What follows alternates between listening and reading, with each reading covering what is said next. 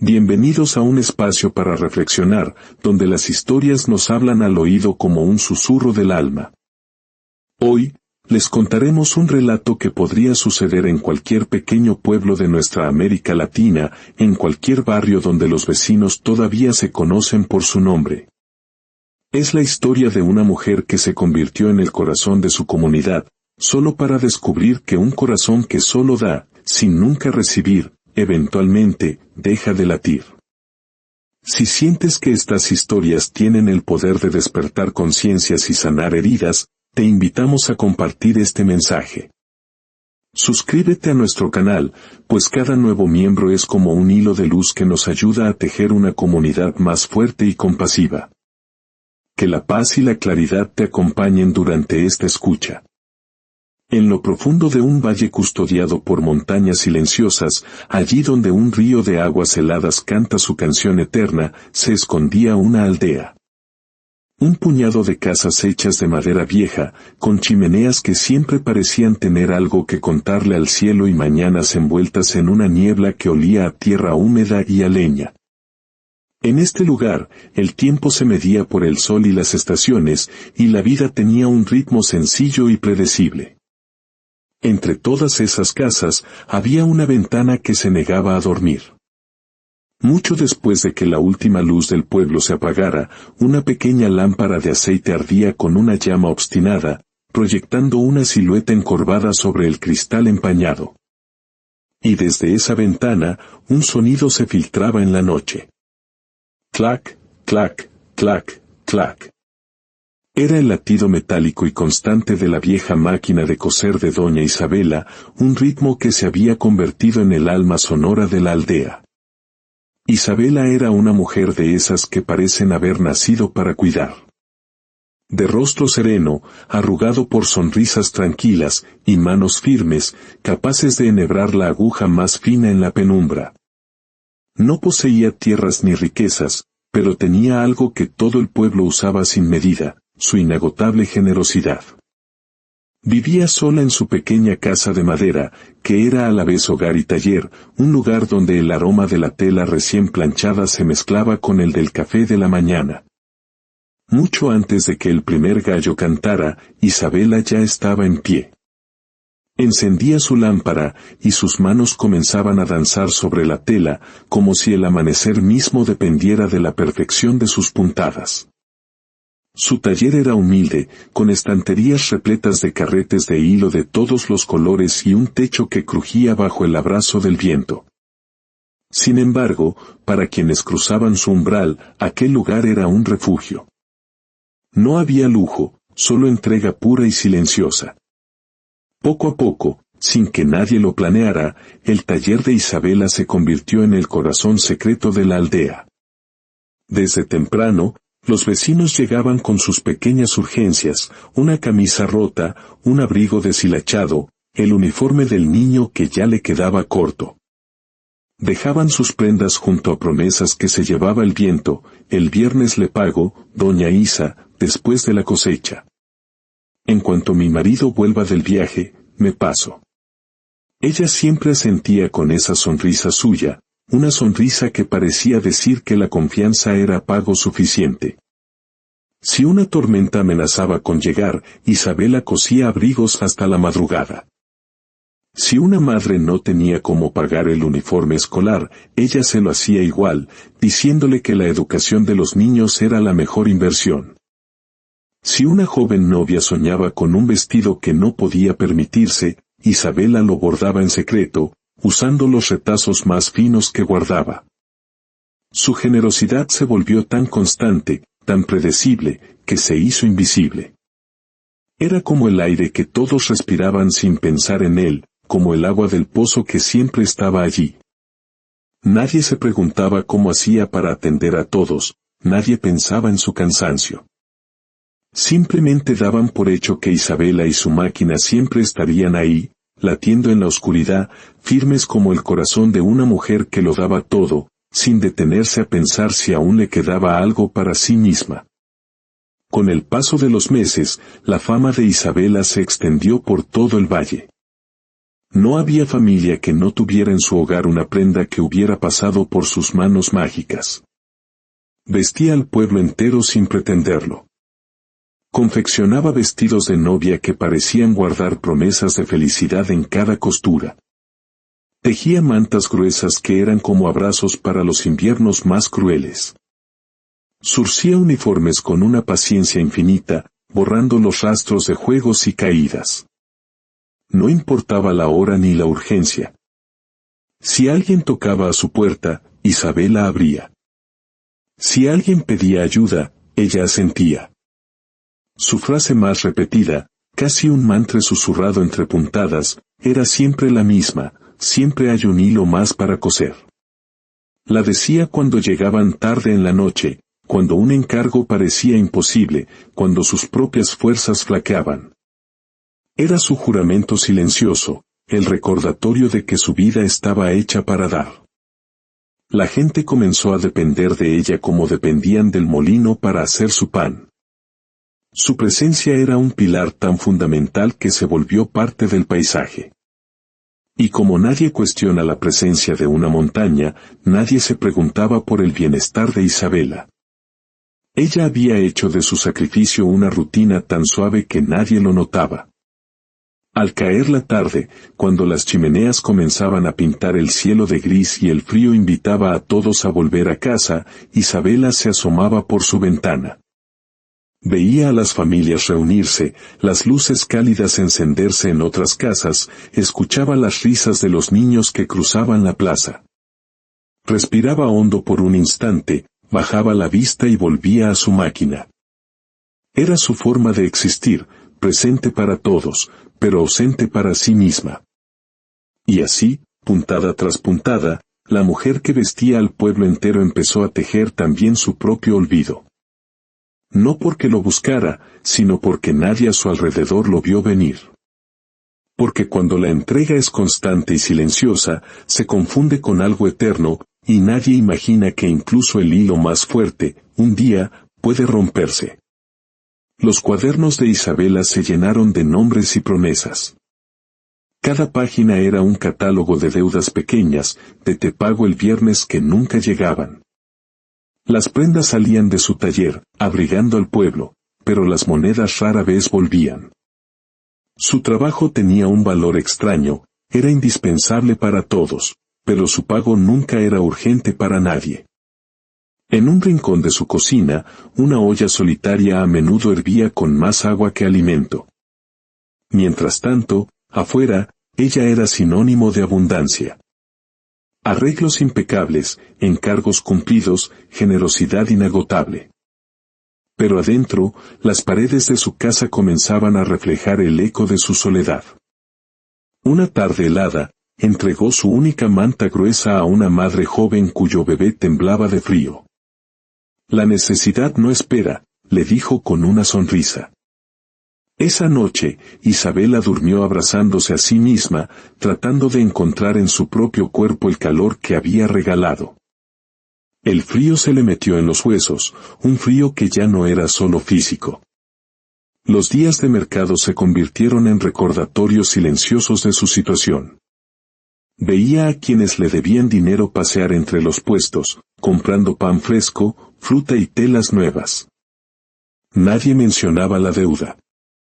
No era malicia, era costumbre. Isabela se había convertido en un servicio público, no en una trabajadora. Ella sonreía desde su puerta sin reclamar, como si el bienestar de los otros justificara el vacío en su propia mesa. La tos seca comenzó como un susurro, luego un temblor en las manos que antes eran tan firmes, y una niebla que a veces nublaba su vista. Una noche, la aguja se le partió entre los dedos y una gota de sangre tiñó la tela blanca. Se quedó mirando la mancha roja expandirse lentamente, como si el tejido estuviera absorbiendo su propio agotamiento. No se detuvo. Buscó otra aguja y continuó. La aldea no veía. Seguían tocando a su puerta. Algunos notaban que estaba más delgada, más pálida, pero nadie preguntaba. Daban por hecho que ella no podía quebrarse. Por las noches, cuando el silencio finalmente llegaba, se sentaba en su silla, miraba el techo y contaba sus propias respiraciones como si fueran puntadas. Se decía a sí misma que podía continuar un poco más. Ser indispensable para todos se había convertido en su jaula. Un día, mientras trabajaba con fiebre para terminar un vestido de novia urgente, sintió que el cuerpo le flaqueaba. Se mantuvo de pie, ajustando encajes con manos temblorosas y el sudor frío en la frente. Cuando entregó el vestido, todos aplaudieron el resultado. Nadie se preguntó cómo estaba ella.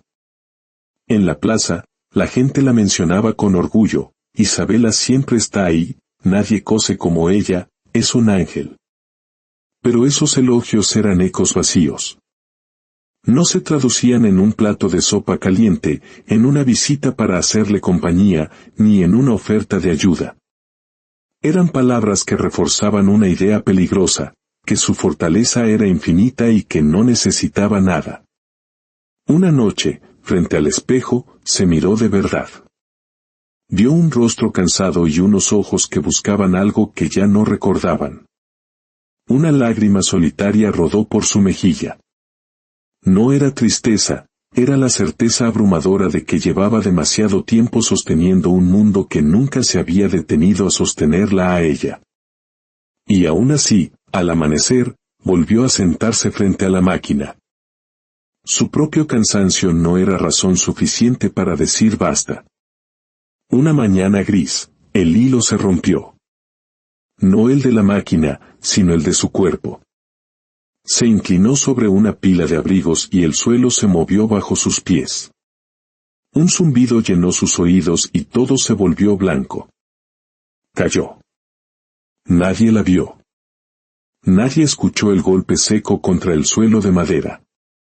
Cuando despertó minutos después, el frío de las tablas se había filtrado en sus huesos. Con un esfuerzo sobrehumano, se levantó y volvió a sentarse. No llamó a nadie. No contó lo sucedido. Simplemente, continuó cosiendo. La enfermedad avanzó en silencio. Los pedidos seguían llegando, ahora deslizados por debajo de la puerta con notas apresuradas: necesito esto urgente, no tardes, que hace frío. Algunos comenzaron a quejarse en el mercado: Isabela ya no es la de antes, se está demorando mucho. Ninguno se preguntó por qué. Se habían acostumbrado tanto a su fortaleza que ya no sabían cómo ver su fragilidad. El invierno más crudo cayó sobre la aldea. Una noche, el frío calaba hasta los huesos y su respiración era un hilo frágil. Se sentó frente a su espejo, cubierta con su manta más vieja, y se observó. Las manos que habían sostenido al pueblo entero temblaban sobre su regazo. Y un pensamiento, claro y amargo, la atravesó: costuré vestidos para bodas, pero nadie trajo una manta para mi fiebre.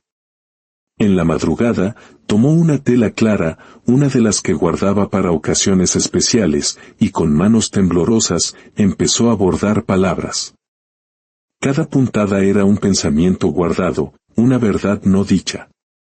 Remendé el mundo, escribió despacio, pero olvidé coserme a mí misma. Al terminar, dejó la aguja a un lado. No había prisa. Era la primera vez que cosía algo solo para ella. Comprendió que el hilo no se había roto de golpe. Se había ido gastando con cada sí que dijo cuando quería decir no, con cada noche sin descanso, con cada favor que antepuso a su propia necesidad. La vela a su lado parpadeó y se consumió. Isabela se quedó en la penumbra, escuchando el viento. Ya no sentía culpa. Solo la certeza de que algo invisible y profundo había llegado a su límite. El hilo, finalmente, se había quebrado. La mañana siguiente, la puerta del taller de Isabela no se abrió. No se escuchó el clac, clac, clac de la máquina. El silencio en esa esquina era espeso, inquietante. Los vecinos pasaron, dejaron sus encargos en la puerta, asumieron que ya saldría. Tal vez fue al mercado, se decían. Nadie tocó. Nadie insistió. Las horas se convirtieron en días. La nieve cubrió los escalones. Las prendas en la puerta se acumularon como testigos mudos de una costumbre rota. En el mercado, alguien preguntó, ¿estará enferma? Seguramente ya abrirá, respondió otra, sin detenerse. Todos tenían sus propias vidas, sus propios inviernos. Todos confiaban en que alguien más iría a verla. Pero ese alguien nunca llegó. La vida en la aldea siguió su curso. La gente encontró alternativas, un sastre en el pueblo vecino, remiendos improvisados en casa. Lo que un día fue indispensable, al siguiente se volvió un recuerdo difuso. Isabela siempre estaba, hasta que un día, simplemente, no estuvo. Su ausencia se integró al paisaje con la misma naturalidad con que antes lo hizo su presencia. Su trabajo, sin embargo, seguía allí. En las mantas que abrigaban a los niños, en los vestidos de las novias, en las chaquetas de los campesinos. Era un eco silencioso, un recuerdo invisible en cada rincón. Dentro de la casa, todo se detuvo en el tiempo. La máquina inmóvil, cubierta de polvo. Y sobre la mesa, la tela bordada con su verdad, remendé el mundo, pero olvidé coserme a mí misma. Era su última obra, su testamento silencioso. La historia de Isabela no terminó con un estruendo, sino con un silencio. El silencio de una luz que se apaga sin que nadie lo note. En su lecho, en sus últimos momentos, no sintió rencor. Comprendió que la gente no siempre es cruel, a veces, simplemente, no mira. Se dio cuenta de que había sido tan incondicional que todos asumieron que era infinita. Y cuando desapareció, el mundo siguió girando. Isabela comprendió que su historia no era única. Que en cada pueblo, en cada familia, hay personas que sostienen mundos enteros en silencio, que dan hasta agotarse, que remiendan vidas ajenas mientras las suyas se deshilachan. Y que muchas veces, su partida es tan discreta como lo fue su vida de servicio. La historia de Isabela es una advertencia silenciosa. Nos pregunta sin palabras, ¿cuántas Isabelas hay entre nosotros? ¿A quién estamos dando por sentado? ¿Cuántas luces se están apagando lentamente a nuestro alrededor sin que nos demos cuenta? Porque hay presencias que no hacen ruido, que sostienen el mundo en silencio, y solo notamos el vacío que dejan cuando ya es demasiado tarde. El hilo que unía al pueblo se rompió. Y aunque la vida continuó, nunca volvió a ser igual. Si esta historia ha tejido algo en tu interior, suscríbete y acompáñanos. Ayúdanos a compartir estos relatos que, como el hilo de Isabela, conectan silenciosamente con el alma. Hasta nuestro próximo encuentro.